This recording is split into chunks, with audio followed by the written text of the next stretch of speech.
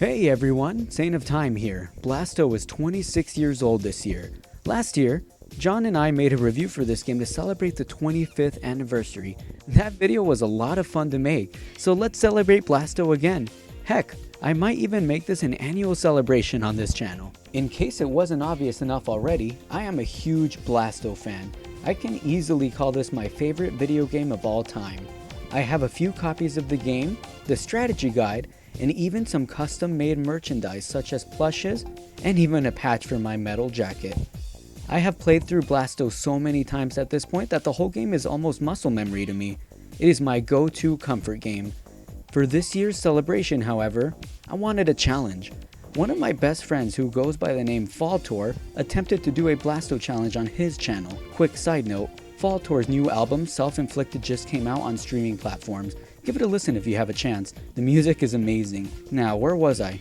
Yes, Faltore's challenge was called the No Special Weapons Challenge. So, Faltore, can this game be beaten without using any special weapons? Fuck no! You need all the special weapons you can get. It's not worth it. Alright, challenge accepted. Can Blasto on the Sony PlayStation be beaten without using any special weapons? Let's find out. This run is dedicated to Dave Poe, a developer who sadly passed away during the production of the game, and this run is also dedicated to Phil Hartman, who plays the one and only Blasto. Rest in peace to both of these talented people. Faltore gave me the rules. First and foremost, no special weapons are allowed. Only the standard Blasto-matic can be used regularly. The only special weapons allowed will be the two that are required for progression, which are the Xenomatic Alien Generator and the Fission one-shot Mega Blast. Tetra watt charge-ups are not allowed either. Because of some of the bosses requiring them, charge shots are allowed. Babes and health pickups are also allowed. Lastly, the jetpack is allowed as well, as it is required for progression in one level. If a special weapon or a charge-up is picked up, you must die immediately to get rid of the power-up. Originally, Faltore did the challenge without picking up any lives, but he told me that lives are okay in this run. No skips are allowed. Levels must be played in the way the developers intended, so let's do it. I set up a live stream and invited Faltore and John to watch me attempt this challenge, but joining us also was our friend Morales, and a friend called Nick joined us for a bit as well. Upon starting the challenge, I was a bit intimidated, I'm not gonna lie. As someone who has mastered this game, I cannot deny the fact that the game is challenging. I've played it to the point of it being easy now, but I always use special weapons to my advantage, and dying is inevitable in Blasto. Also, the fact that the game has limited continues made me nervous. Because of that reason, I said I wouldn't save all the babes as the challenge would be hard enough already. Before we start, here's a quick summary of the story. Bosques is an evil alien who was banished to the 5th dimension, and he wants to take over Earth. To do that, Bosques and his alien paratroops must take over Uranus first to create a bridge to Earth. Admiral Big Shot gets word of this and asks Blasto to stop Bosques. Blasto agrees to help, so he makes a stop at the spaceport that orbits Uranus so he can get down to Uranus and stop Bosques and his minions. Episode 1 started smoothly. Enemies in early levels can be taken out with 2 shots or 1 charge shot. Enemies here consist of Mark I paratroops dressed in pink and iBots. I just played casual, avoiding any special pickups along the way. Then I noticed something. Some special weapons are placed in rather convenient spots. It's inconvenient for this challenge though, but not to worry. Let's carefully get down this elevator without... Go back out. Rules are rules. Let's die and get rid of the special weapon. A death already, that was fast. It's okay though. This level gives you tons of lives, so let's stock up on them for when the game gets harder. After grabbing the jetpack and avoiding the weapon power-ups, I was able to finish the level with all the babes and a handful of lives. Episode 2 begins, and things aren't too bad since the enemies here are still super easy. However, some stronger variants of the paratroops appear here. Mark II paratroops. They wear orange, and they take a few more shots to kill. Still not too bad though. One spot in this level rewards you with a few extra lives if you think outside the box and reach them. Or I could just die. That's okay. After collecting the lives, blowing up aliens' heads, and avoiding power-ups, I found 2 of the 3 babes, the exit switch, and made myself over to... Alright, I guess the game forgot to load in that bounce pad. But it loaded in right after I lost the life. Alright, whatever, let's get to the next level. Episode 3 has all the same enemies as the previous level, easy ones. However, the sheer number of them in this level caused me a few deaths. I did save the 2 babes in this level though. This all brought me to the first mandatory boss, the 0G Tentacle Beast, or as Faltore calls it, The Butthole Boss. This boss was easy. Sidestepping is key in this game. The butthole boss went down fast. Now that he's dead, let's make our way over to... let's die and hopefully no more weapons spawn directly on top of Blasto. Let's make our way over to the escape pod that will take us to the surface of Uranus. Episode 4 begins, and this is where the enemies start to get a bit tougher. Since the level takes place in the dunes of Uranus, the enemies here are all locals to the desert, excluding the Zargon jellybeans. Those were created by Bosques. The enemies still aren't much of a challenge though. If Blasto shoots them quick, they die fast. Episode 4 is also an open zone type level, so it is very easy to get lost in the level if you don't know where to go. The key to beating this level is to find the different switches that take you to the next level. The thing here is that some of the switches are located in levels 5 and 6. So, after playing episodes 5 and 6, we gotta come back to level 4 and finish it up. This level isn't bad so far. I know exactly where all the switches are, so let's do this. The 1 and 2 switches are in this level. Now we just need switches 3 and 4. After flicking the ant switch, we can fall into the ant colony, which starts the next level. Before that, let's say hi to KFC. Hi KFC. Now that's a big chicken. Episode 5 is short and sweet. All we have to do is beat the boss and press the number 3 switch and be done. There is a tricky jump here. A power-up is in the way. Let's get through this. Alright, after a close call, we save the chick on a stick and make it to the boss, Ant Bob. He can only be harmed with charge shots. I just kept dodging and he was defeated with ease. Another tricky jump, my goodness. Alright, not too bad. I pressed the 3 switch and made it back to episode 4. From there, I pressed the water switch and that unlocked the pathway to the next level. Episode 6 is another bite-sized level. This time it has swimming. The enemies here actually make Blasto's health bar go down pretty quick. Paratroops are back, but this time with scuba gear and harpoons. Also here are piranhas and mines. Piranhas cannot harm you unless you are close, so shoot them from a distance. Mines can kill you in one hit and they cannot be shot, but they don't move, so avoiding them is pretty easy. The number 4 switch is underwater, so let's press it and get out of here. I saved the babe here as well. I want that health pickup right there. Okay, got it. Let's go.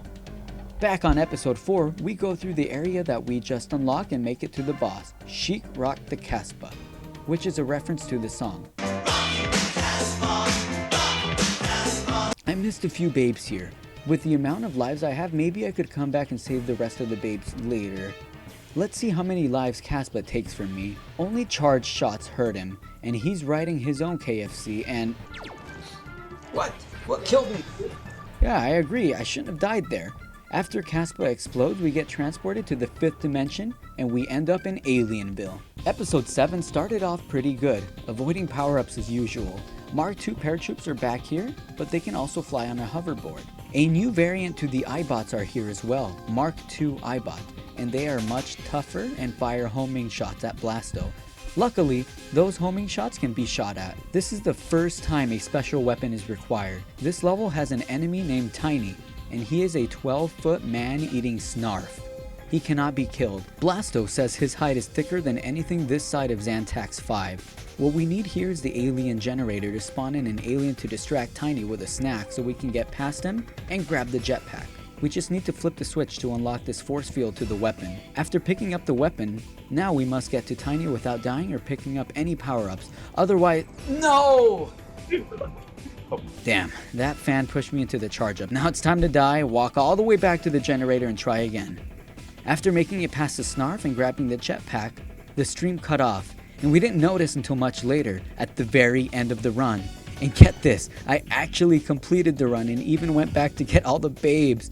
All the footage was lost, and all that I have achieved have not been captured on video. I was able to continue the stream, but much later into the game. Alright, now I have to start all over and capture it on video. Let's get back to level 7. I will be using skips, as I have already proved it to be possible to get that far using the standard Blastomatic.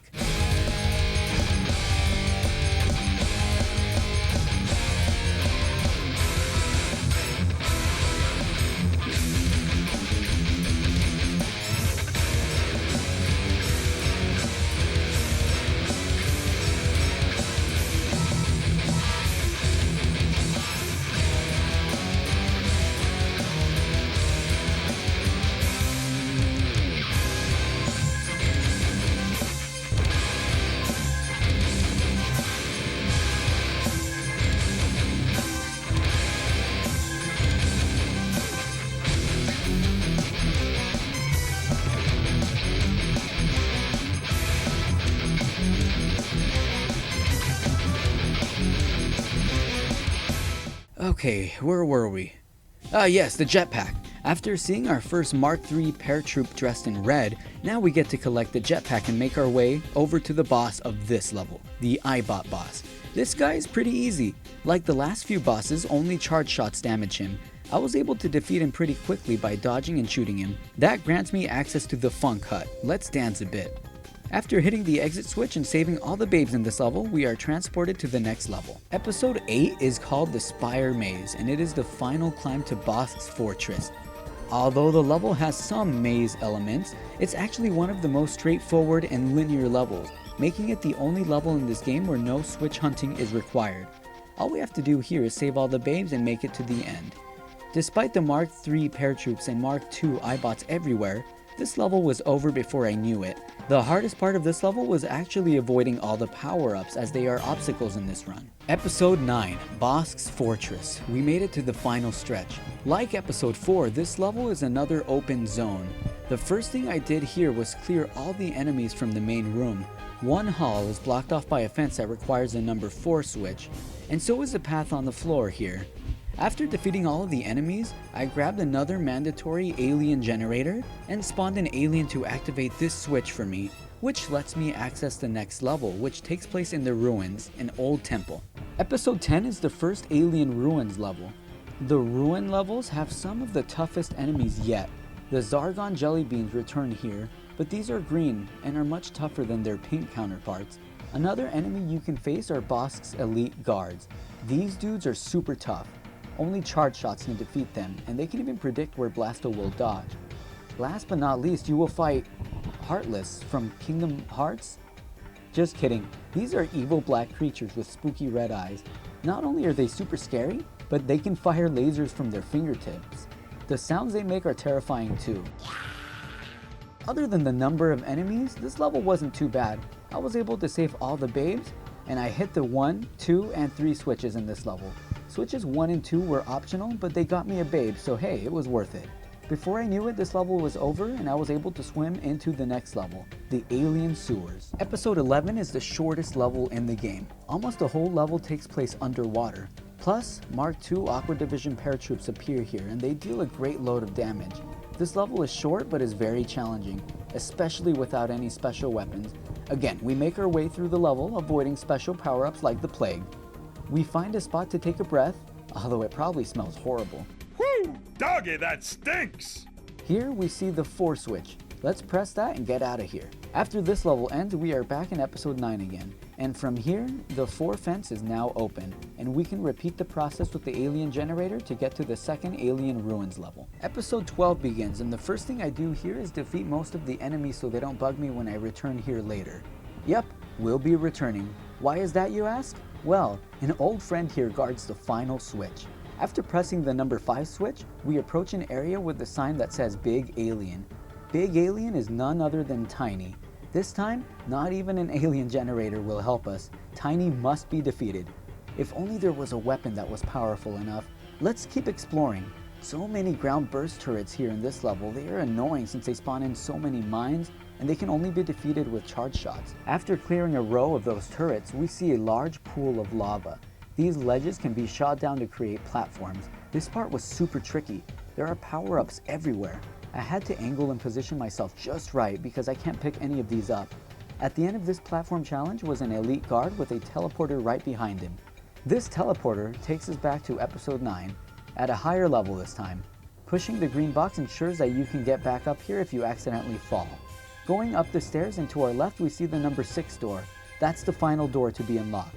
Let's make our way to the opposite side, past the platforming challenge. From here, we save a babe, see a harem we don't have access to just yet, and come across a red special weapon labeled Big Gun. This gun is called the Fission One-Shot Mega Blast. According to Blasto, this weapon is guaranteed to cut through anything this side of Xantax 5. In case it wasn't obvious enough already, we have to grab the gun, take it all the way back to episode 12, and face off against Tiny. Let's be careful and try not to die or collect any other power-up. Carefully. Alright, I died already? Oh well, at least it wasn't too far from the weapon itself. It would really suck if you got to episode 12 and died, because then you'd have to travel all the way back to the weapon, then try again. Okay, so let's do it right this time. This is the reason why I cleared those areas of enemies, so I can get through without worry. As I get to Tiny, Blasto tells him this. If this doesn't kill you, then I'm yours with a side of curly fries. The one-shot Mega Blast kills Tiny, in one shot. Fitting name. I save the babe, press the final switch, the number 6 switch. That's it. Let's go finish the game. After that same platforming challenge, I get to the teleporter and make my way back to episode 9. From here, we can go through the final door. And you know what? Let's get the alien generator and go to the secret warp room. After weighing down 2 weights with 2 aliens, this platform lowers. I jump on it and kill the 2 aliens, which will raise that same platform, giving me access to the secret room, which is guarded by none other than the evil Blasto clone. Luckily, he doesn't need any charge shots, so let's defeat him with our standard Blastomatic. After defeating him, we unlock the level select, as well as being able to teleport back to this hub at any point of the game outside of episode 9. Let's save right here. I'm going to go back for all of the babes I missed in the levels I skipped. Let's get the 100% ending. Once all the babes are saved, we can go to the harem, and the babes strip Blasto down to his speedos and socks and they throw him out. Now we can make ourselves over to the final boss. Episode 13 is the final level, the throne room, and this is where we fight Bosques. After commenting on Blasto's underwear, Bosques gets in a huge mech. Luckily, he doesn't need any charge shots to defeat him. Using only the standard Blastomatic was challenging, but nothing impossible. Phase 1 was easy, but Phase 2 gets a bit more challenging. The mech explodes and destroys the throne room around you, but Bosques is in the flying head of the mech. He flies fast and shoots fast. For some reason, the health bar takes a bit to finally start draining. The developers really wanted you to use the special weapons that are around the stage, but nah, let's finish this challenge off.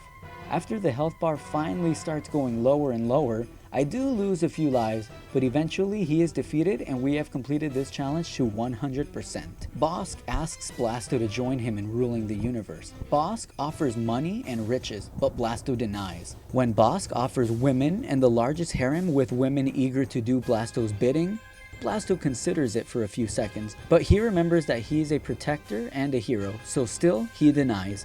Bosques activates a self-destruct function before sinking into the lava. Blasto gets the heck out of there in a rocket he finds. He made it out just in time too, although it does get him a little sick. Blasto calls Admiral Big Shot and they both celebrate having put an end to Bosques, and the game ends. I loaded up my save to beat the game in Blasto's regular costume. Again, the second phase took a bit, but after defeating Bosques, we get the exact same ending but in Blasto's regular outfit. The game ends, concluding the challenge. So, can Blasto be beaten without any special weapons? Yes, it can. What a fun time I had doing this challenge. As John told me during the stream, hanging out with friends is always nice, whether it's in person or online. Thanks for being a great friend, John. Faltore had this to say about the challenge. This was one hell of a run. Going through the whole game, not picking up any power-ups, only 1-ups and 2-ups. I mean, it's fucking insane. Like, I've tried it twice, didn't really succeed. Seeing somebody else do it, that's pretty cool. Thanks for suggesting this challenge, dude. Maybe next year I'll attempt it again without picking up any lives at all. We'll see. If you made it this far, thank you so much for watching the video. This game isn't on the PS5 Classics catalog yet, so let's hope PlayStation re-releases it soon. Either way, I love this game. I will never stop playing it. Thanks for watching. Keep on blasting. Let's rock. Hot damn, I'm good.